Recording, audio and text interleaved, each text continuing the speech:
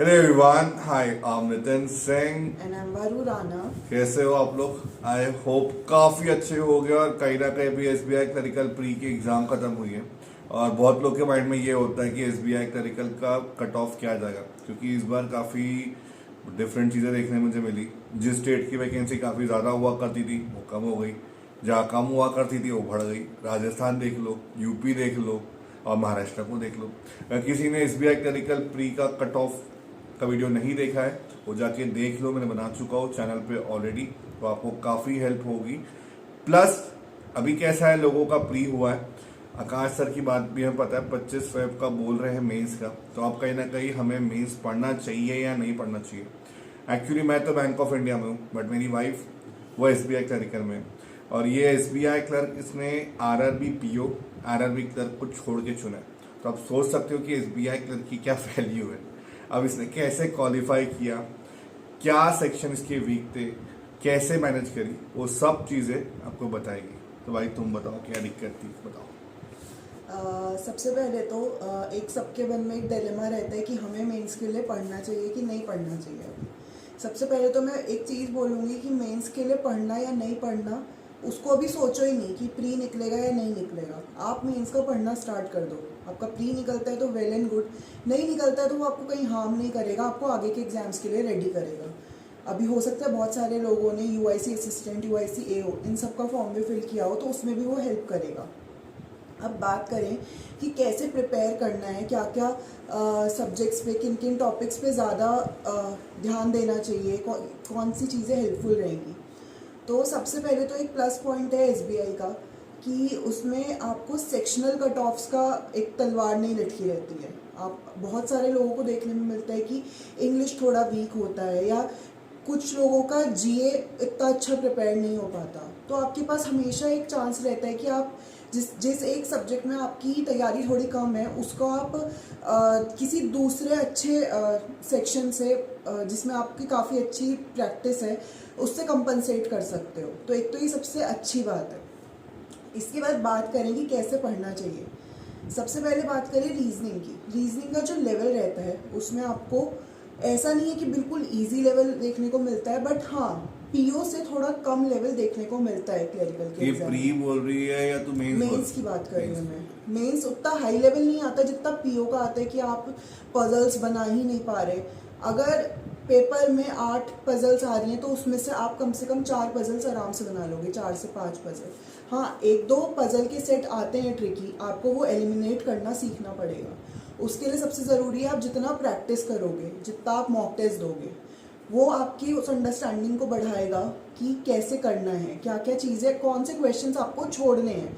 Basically mock test का जो purpose होता है वो ये होता है कि आपको कौन से क्वेश्चंस मेंस में छोड़ने हैं वो आपको सीखने हैं। मॉक टेस्ट के बारे में तो बहुत अच्छा बात बोली, बट अगर बात पूछी जैसे कि हम लोग अक्सर मॉक टेस्ट पे बहुत रिलाय करते, कम से कम 5 से 8 मॉक टेस्ट देते, तो कितनी मॉक टेस्ट देनी चाहिए? एक दो मॉक काफी टेस्ट होती है या नहीं, आप प्रैक्टिस के लिए आप जितने मॉक टेस्ट दोगे उतने अच्छे हैं। ऐसा भी नहीं कि आपको देने हैं 20-30 मॉक टेस्ट दे के जाओ, नहीं, आपका नहीं हो पाता, वर्किंग हो कहीं पे, या फिर मतलब बहुत से लोग ऐसे होते हैं जो थोड़ा जीए को पढ़ना है, सब पढ़ना है, ठीक है, आप एक मॉक टेस्ट को 2 दिन में दो, क्योंकि इसमें सेक्शनल कट ऑफ्स रहती हैं। जो लोग वर्किंग है कहीं पे, किसी प्राइवेट फॉर्म में जॉब कर रहे हैं, उनके पास इतना टाइम नहीं होता।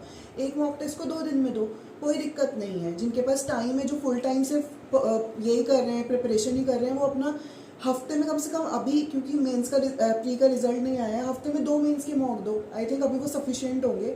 इसके अलावा अपना जीए और इंग्लिश पे ज़्यादा ध्यान दो। तो जीए कितने महीने का करना चाहिए?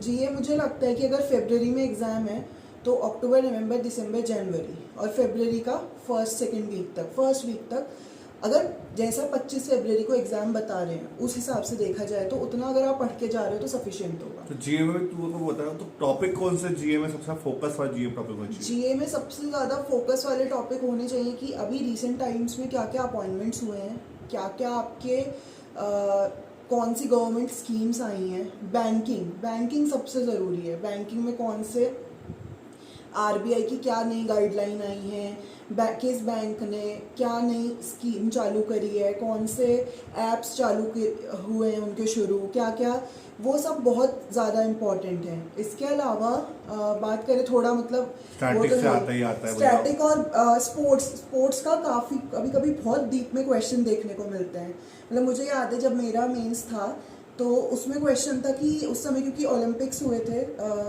हाँ, तो नीरज चोपड़ा की क्या थ्रो थी, मतलब कितने मीटर की थ्रो थी, और उसका जो वो होता है कई चीज़ों की, मतलब उसका मेजरमेंट कितना होता है, जावलिन थ्रो का हाँ, जावलिन का मेजरमेंट, ऐसे क्वेश्चंस आपको देखने को मिले थे। मतलब मोटा मोटा बात ये है भैया कि डिटेल में पूछ रहे हर चीज, डिटेल में पूछी जाती है, मतलब उस समय तो पूछी जाती थी, बट थोड़ा उस चीज़ के लिए प्रिपेयर रहो। इसके अलावा इंग्लिश की बात करें, इंग्लिश में रीडिंग आपको बहुत, मतलब कॉम्प्रिहेंशन आपको कम से कम 2 से 3 कॉम्प्रिहेंशन देखने को मिलेंगे, तो वो काफ़ी हेल्प करेंगे। इसके अलावा वो कैब काफ़ी देखने को मिलती है, जो मुझे नहीं लगता कि वो कैब अगर आप ऐसे वर्ड्स ढूंढ लेके बैठोगे तो उनका कुछ फ़ायदा होगा। आप कोई भी एडिटोरियल पढ़ते हो, कुछ भी न्यूज़ पढ़ते हो, उसमें जो वर्ड्स आएंगे ना वही होंगे, क्योंकि उसमें क्या होगा, आपकी अंडरस्टैंडिंग भी बढ़ेगी, आप खुद से वर्ड्स का थोड़ा मीनिंग इधर उधर से जोड़ के समझने की कोशिश करोगे। तो आई थिंक वही इंपॉर्टेंट है। उसी में आपको जो हार्ड वर्ड्स लगे उसको गूगल से देखो, डिक्शनरी में देखो, डिक्शनरी पढ़ने की आदत है तो और उनके लिए ना एक अलग से लिस्ट बनाते चलो कि हमने ये करें, और उनको डेली रिवाइज करो। ये आपको बहुत इम्पॉर्टेंट रोल, मतलब इम्पॉर्टेंट बहुत चीज़ है ये, जो आपको बहुत हेल्प करेगी एग्जाम में। तो मेरे को एक बात बता, जैसे अभी हम लोग, जैसे मेरे से भी बहुत लोग हो गए जो कि इंग्लिश में काफ़ी ज़्यादा वीक होते हैं, तो अभी इतना टाइम तो नहीं है कि हम लोग भैया एक एक चीज़ को खोल के बैठे हाँ, पड़े। एक एक चीज़ को पढ़ने का टाइम नहीं है अभी, मतलब बट इतना कम टाइम भी नहीं है कि आप नहीं कर सकते। आप अपनी रीडिंग स्किल्स करो, ग्रामर में बहुत डीप जाने की ज़रूरत नहीं है। अगर आपने टेंसेस भी अच्छे से पढ़ लिए ना, टेंसेस और सब्जेक्ट वर्ब एग्रीमेंट, अगर आपने ये 2 टॉपिक अच्छे से कर लिए तो आपका काफ़ी इंग्लिश में काफ़ी अच्छा स्कोर हो सकता है। मतलब मोटा मोटा ये कहने का मतलब पर्पस ये है अभी होल वीडियो का, कि आपका रीजनिंग के अंदर सबसे इम्पोर्टेंट है पजल।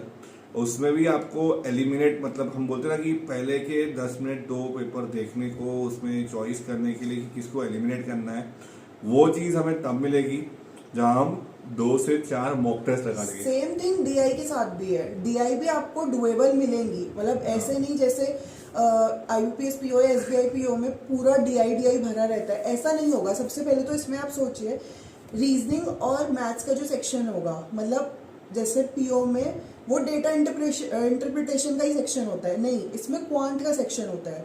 उसमें आपको अप्रॉक्स भी मिलेगा, सिंप्लीफिकेशन भी मिलेगी, मिसिंग भी मिलेगी, और मतलब स्पीड मैथ्स भी मिलेगा, अरिथमेटिक भी मिलेगा। ऐसे ही रीजनिंग में आपको इनपुट आउटपुट भी मिलेगा, जो डुएबल मिलते हैं। इनपुट आउटपुट मैंने देखा है कि बहुत डुएबल रहते हैं, अगर आप उनमें थोड़ा सा दिमाग लगाओगे तो वो बनते हैं वो क्वेश्चंस। तो ये चीज़ें हैं, कुछ कुछ टॉपिक्स हैं, आपको इसमें डायरेक्शन डिस्टेंस भी मिलेगा, आपको इसमें स्टेटमेंट वाले वो भी मिलेंगे, सब चीज़ आपको मिलेंगी इसमें। तो इसमें बहुत अच्छा आपके पास मार्जिन रहता है कि आप अच्छे से स्कोर कर पाओ। मोटा मोटा मैं बात करूँ इन शॉर्ट वे में, तो भैया इस टाइम पे 25 फेब में और लगभग 1 महीना 11 दिन है, मतलब 40 दिन पकड़ लो। तो आपको जो करना चाहिए, मैंने जितना इसकी वीडियो में देखा है कि आपको तो कम से कम 3 से 4 मॉक टेस्ट लगाओ। उससे आपको फ़ायदा ये है, एलिमिनेट किस क्वेश्चन को करना है वो सीख जाओगे। दूसरा चीज़ ये कि आपको इस समय सबसे ज़्यादा प्रैक्टिस दिया है पजल, आरसी, यही 3 चीज़ करनी है। बहुत लोग उसे घुसेंगे करंट अफेयर्स में। मैं बोलूँगा करंट अफेयर्स मेरे एक्सपीरियंस से मैं जो बोलता हूँ 3 महीना सफिशेंट, मगर वो 3 महीना पूरा झिक के पूरा डिटेल में, तब वो सफिशिएंट है, अदरवाइज ये नहीं है। जीए में भी मैं एक चीज बोलूंगी कि आपको फालतू की चीजें पढ़ने की जरूरत नहीं है। डेज एलिमिनेट, हाँ, ऑबिचुरीज एलिमिनेट। डेज आपको इम्पोर्टेंट डेज याद रहेंगे, जो इम्पोर्टेंट डेज होते हैं वो याद रहते हैं अधिकतर सब लोग को। इसके अलावा स्टैटिक थोड़ा पार्ट पढ़ना, और इसके अलावा कहाँ कहाँ हेडक्वार्टर्स हैं किन किन चीज़ों के, किस बैंक का कहाँ हेडक्वार्टर है, कौन रिसेंट टाइम्स में अपॉइंटमेंट्स चेंज हुए हैं। अपॉइंटमेंट्स एक बहुत, मतलब मुझे बहुत अच्छे से याद है कि जब मेरा मेंस हुआ था उसमें आईसीआईसीआई और एचडीएफसी के वो जो चेयरमैन वगैरह थे, सीईओ वगैरह, वो उस समय पे चेंज नहीं हुए थे, मतलब वही आगे उन्होंने वो किया था, लेकिन कम से कम 2 से 3 क्वेश्चन हमारे अपॉइंटमेंट्स के ऊपर थे।